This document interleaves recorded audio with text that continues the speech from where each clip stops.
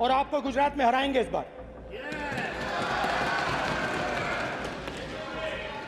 आप लिख के ले लो, लिख के ले लो, आपको ऑपोजिशन इंडिया गठबंधन गुजरात में हराने जा रहा है।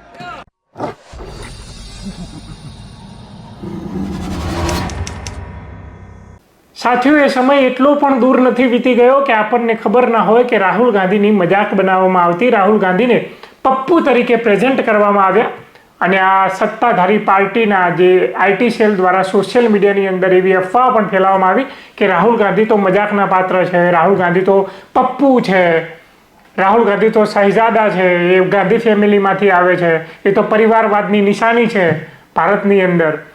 આવી વાતો રાહુલ ગાંધીની વિરુદ્ધમાં બહુ થઈ, રાહુલ ગાંધીને મજાક પણ બનાવવામાં આવી. તેમ છતાંય રાહુલ ગાંધી એ હતાશ ન થયા. રાહુલ ગાંધીએ પોતાનું કામ ચાલુ રાખ્યું અને રાહુલ ગાંધીએ 2024ની લોકસભાની ચૂંટણીના પરિણામો સ્વરૂપ સાબિત કરી દીધું કે રાહુલ ગાંધી એ સક્ષમ છે મોદીનો વિકલ્પ બનવા માટે. રાહુલ ગાંધીએ ગુજરાતની અંદર તો આમ જોવા જઈએ તો કોંગ્રેસે 1 સીટ જીતી છે.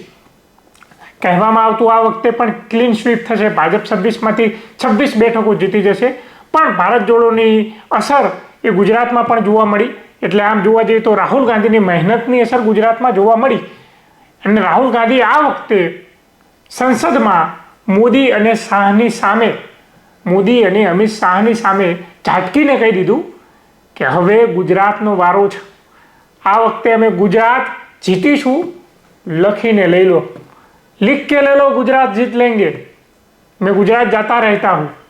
એટલે આ વખતે ગુજરાત જીતવાની સંપૂર્ણ તૈયારી રાહુલ ગાંધીએ દાખવી છે.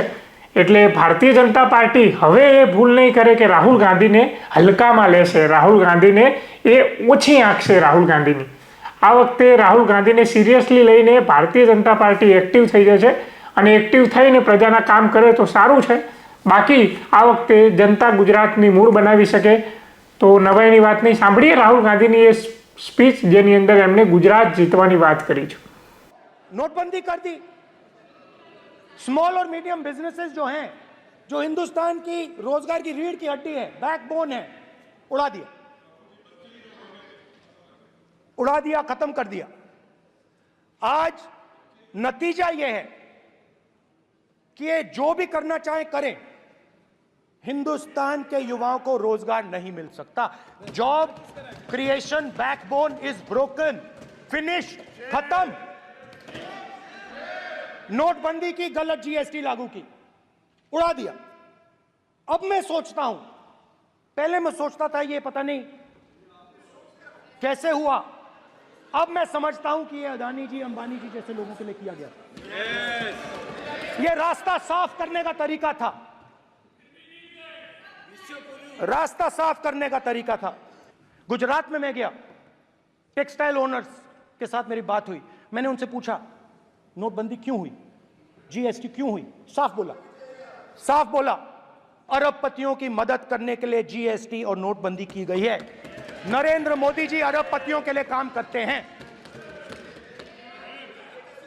सीधी सी बात.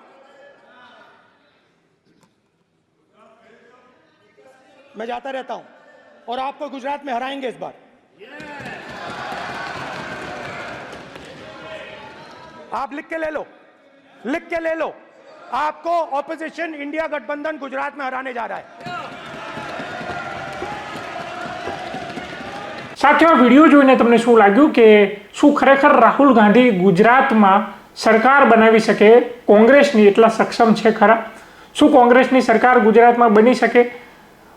રાહુલ ગાંધી તો સક્ષમ હોઈ શકે, માની લઈએ, પણ શું ગુજરાત પ્રદેશ સમિતિના જે કોંગ્રેસની જે સમિતિ છે, ગુજરાત કોંગ્રેસના નેતાઓ, શું એમના આમાં એટલો દમ છે કે આ ભારતીય જનતા પાર્ટી સામે લડી શકે? અમને કોમેન્ટમાં જણાવો. તમે શું કોંગ્રેસની સરકાર ગુજરાતમાં ઈચ્છો છો કે કેમ? જોતા રહો ક્રાંતિ માર્ગ ઇન્કલાબ જિંદાબાદ.